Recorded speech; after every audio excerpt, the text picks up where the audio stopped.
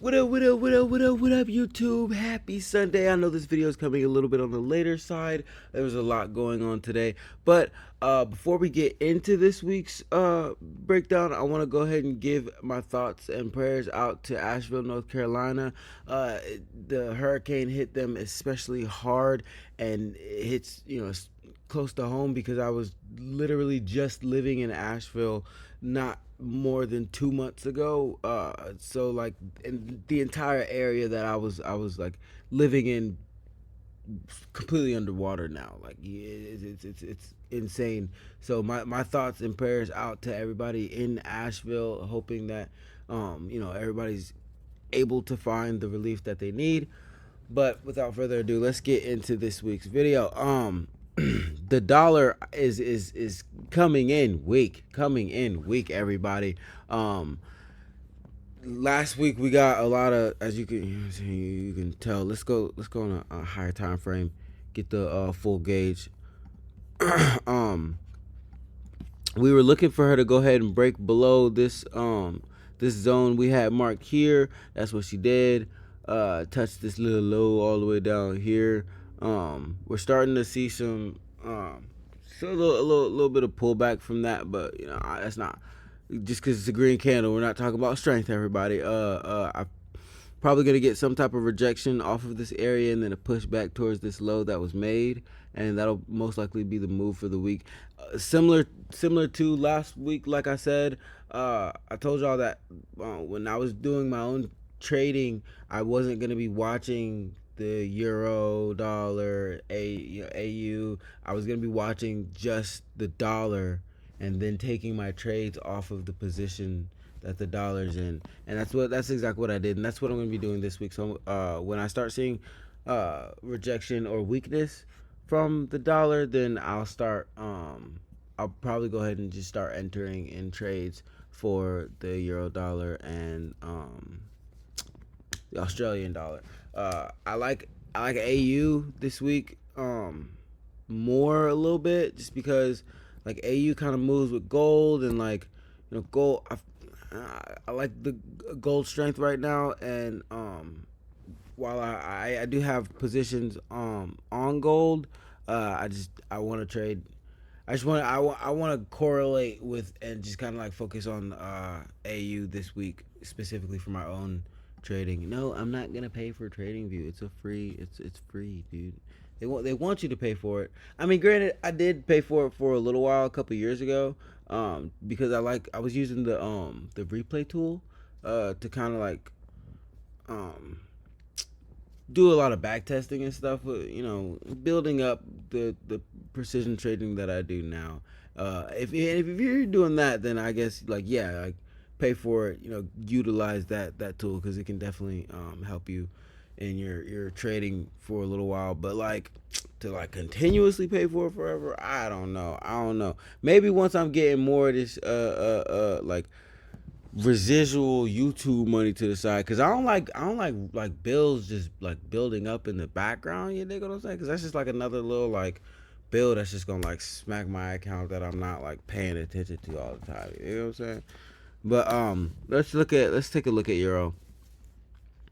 Um, Man, oh man, it's like my zones be so ooh. But bounce off that clean. We got in buys down here. I ended up closing like I started seeing weakness like somewhere around like Friday. I want to say like mid Friday. Was it mid Friday? Like early mid Friday. I went ahead and closed off of after like the 9:30 candle push had fizzled out and everything. I went ahead and closed because like um I don't like holding trades over the weekend that much anymore. Like unless I get like a really really really extra solid position, then you won't really catch me holding trades over the weekend. I like to like get the move, get out. You know what I mean? I have a specific amount of money that well, ballpark amount of money I'm looking to make with each trade. depending on what the account I'm using. So once I make that, I'll either close the trade out, or I'll like close most of it out and probably like put my stop loss pretty deep in profit and let it run. And that's usually how I manage these trades that we be talking about here on the channel. But I'll be looking for euro to continue higher, as like I said, since we're looking for the dollar to kind of pull back a little bit. We'll be looking for this to do the opposite. So probably see some type of drawback towards this little open area we have here, and then get a buy. Now I don't think we could take out these lows, but I don't think we'll take out these lows. It's definitely possible. I think we'll test it, and then like start pushing back towards these highs here. If we do break these lows though, I wouldn't see it as like nothing like crazy. I would just be watching the dollar to see like how is it correlating. Is the dollar like showing extra bullishness, or is it just some euro weakness coming into play, that's just like letting the chart fall. And even still, that euro weakness, I'm not in my fundamental analysis, not gonna outweigh the coming weakness dollar. So I'll be looking to get in on, but like I said, I'll be focusing a little bit heavier on AUD. We usually just like kind of like use oh, I didn't mean to do that.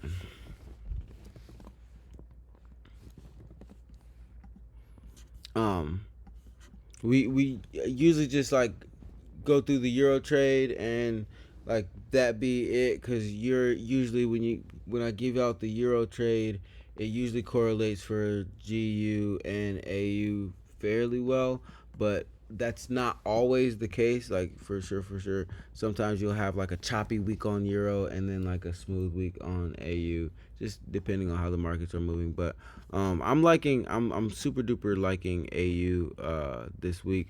I want to see her just kind of pull back a little bit, come down into this, see, maybe even see about this low, and then I'll be looking to see strength come back in, and we may get some fundamentals that come out to the upside for the Aussie, and push us to the upside. But really, just it's a lot focused on the weakness of the dollar coming in. So let's take a look at Nasdoodle.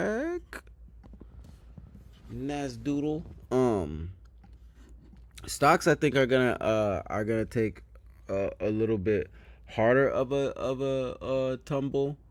Um, I think well, I won't say harder. It'll look the same, but it'll feel worse for like Wall Street. You know what I'm saying? I think we'll probably get like some type of weird impulsive move up before she breaks down, but definitely should break down towards some of these lows here before going back towards where she topped out at last week. Now, personally, I'm not trading Nasdaq this week like at all. I just want to kind of watch it, just because there's a lot of y'all got to do a lot of research into like a lot of the like a lot of these like companies.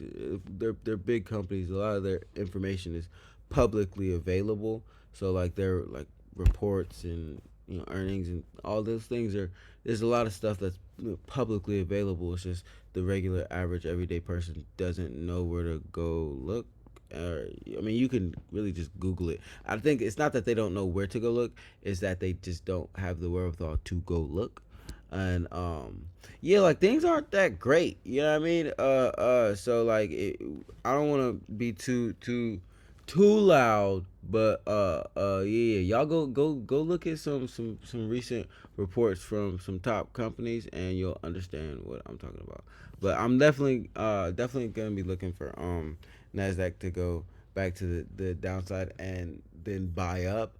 But after that buy up, I feel like we're gonna be in for some bad news on the Nasdaq side. All right, clip that. Um, let's get U.S. oil up. Caught that little clean little buy. That was cool. Um,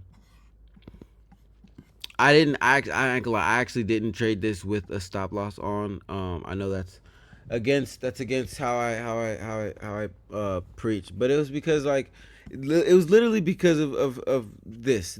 Like I felt like it was gonna be a slightly more volatile move. You know what I mean? And setting the stop loss might have like set me up for failure. And if I would have did that, I would have been irritated because it would have took me out of trade here and then bought up like 2 pips off of my TP. You know what I'm saying? And that would have pissed me off. So I ended up trading without a stop loss. But I was watching it. I wasn't like just like going on about life and not like watching the trade. So we capitalized off that little move and then started showing some rejection. I think I ended up closing around here, like pushed. I wanted to see how well it. But I started wanting to close when I seen this pin bar looking candle here. And then when we got this candle and that candle, I was like, yeah, nah, we're gonna close. We're gonna go ahead get up out of there. And I let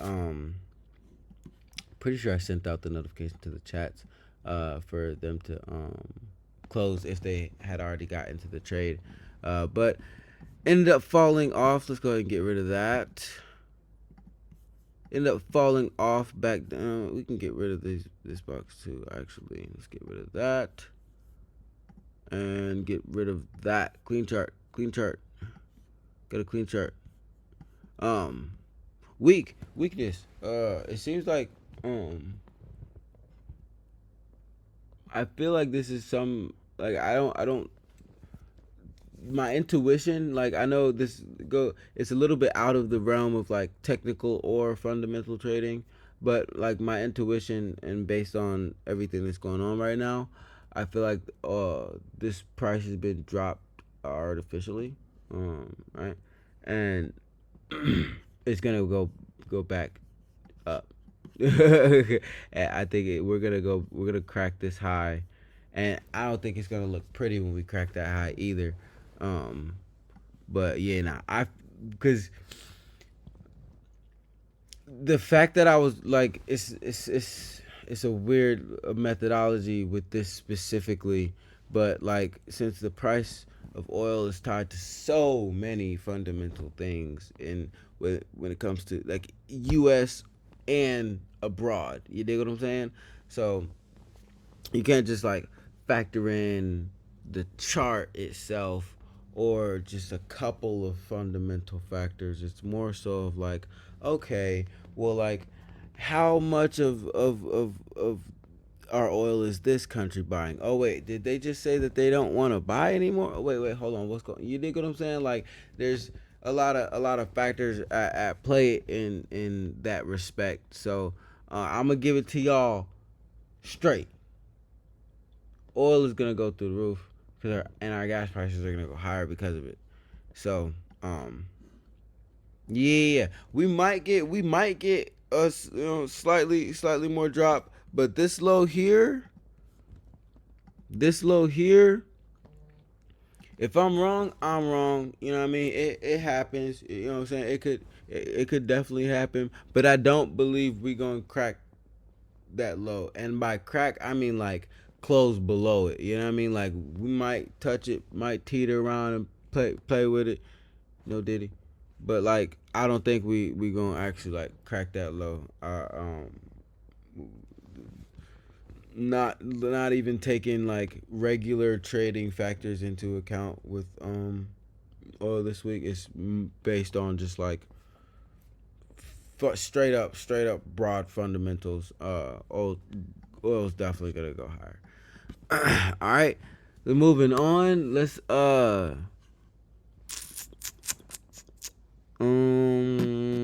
bitty Bitcoin, bitty bitness, bitty bitness. Man, divergences don't be falling.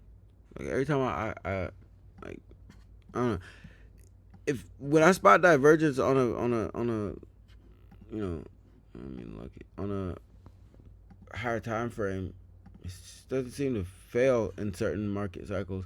Like at the beginning of summer trading, I say it's probably the worst time for real.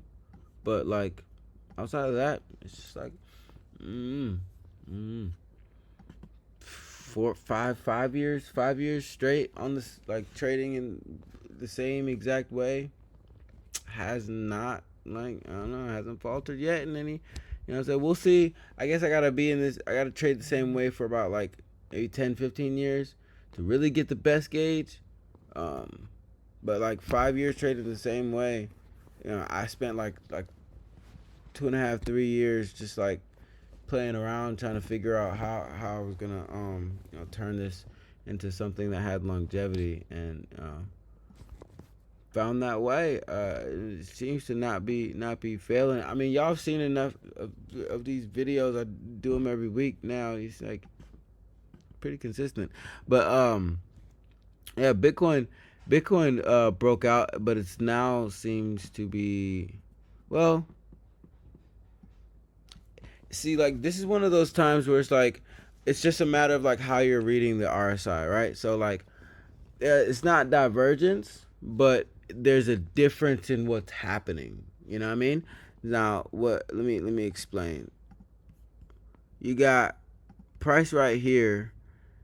It's not. It's really flatlining. You know what I mean? It's just it's moving sideways. It's flatlining, and then but you got on the RSI, it you know what I'm saying falling, and then as you can see, you got these candles here, got it going down.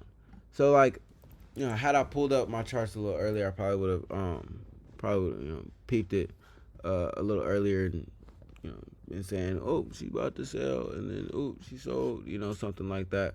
But that's it's another the chart just like going opposite directions from the RSI isn't always the tell that you're gonna have.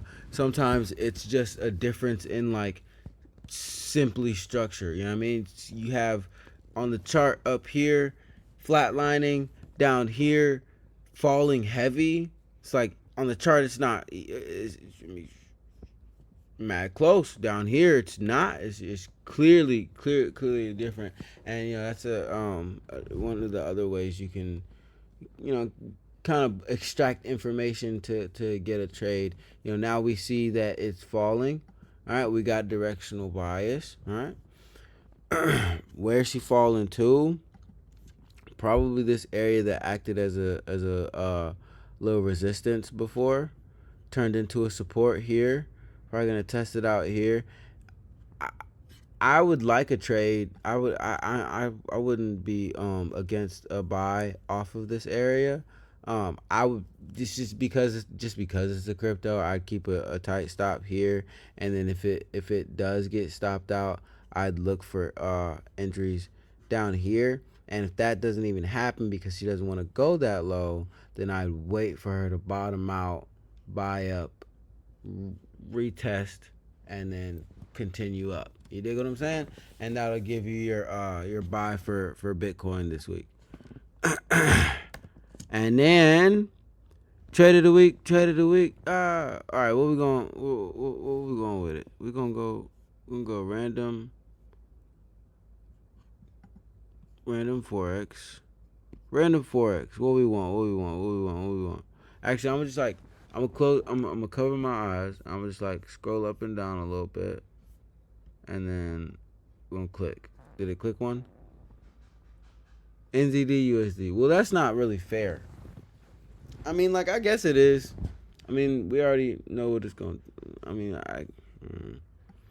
I wanted to like, have a whole different like something that's like away from the majors that we just marked up, but I closed my eyes and chose the random.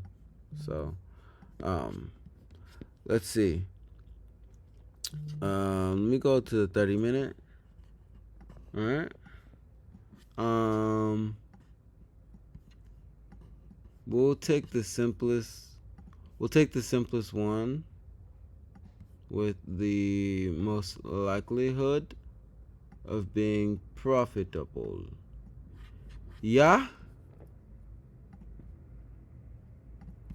All right. same methodology that I was talking about on the other pair. We're looking for a pullback to this resistance turned into support for a buy. Now, me personally, hold on, because the TP gotta be reasonable. I like to use market structure.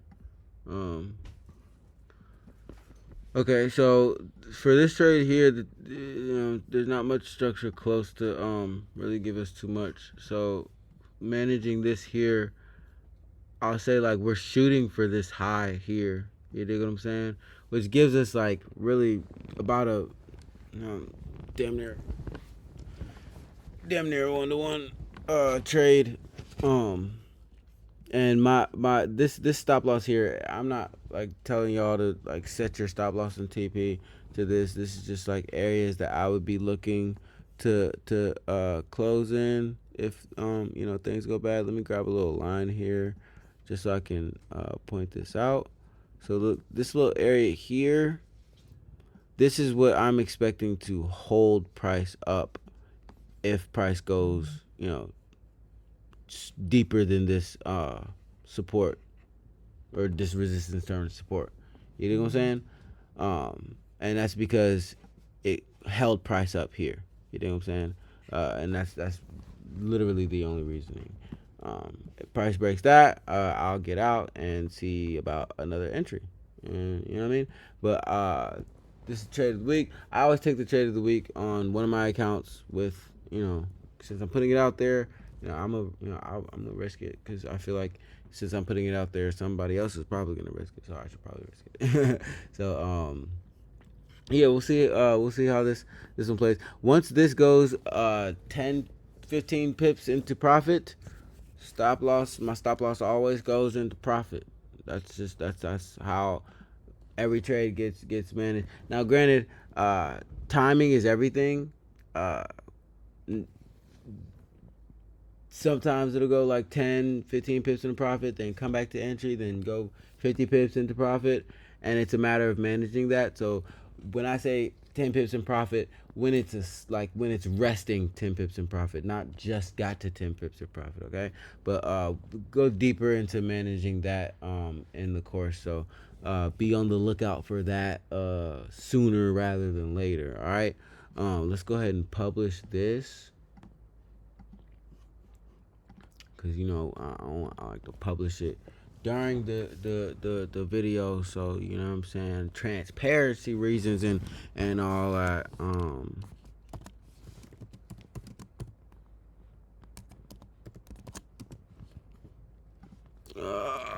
They always want so much detail, but it's like I just said it all. I wish I could just like have said it and it was like just taking my words, but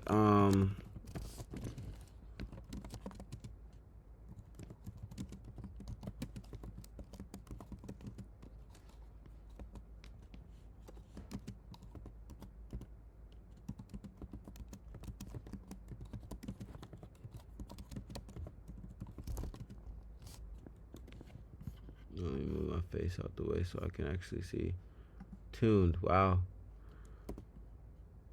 Telling you, y'all gonna have to roast me in the comments. That's fine. That's cool. Cause every time we do this, y'all gonna see how bad I am at typing. But that's fine. With the addition of the short and sweet.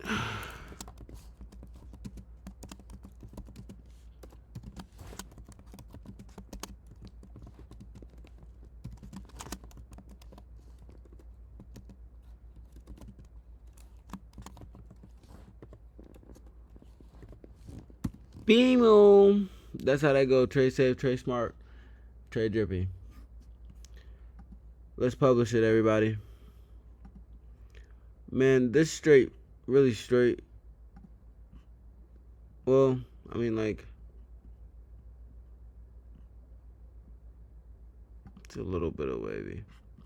It's a little bit of wavy.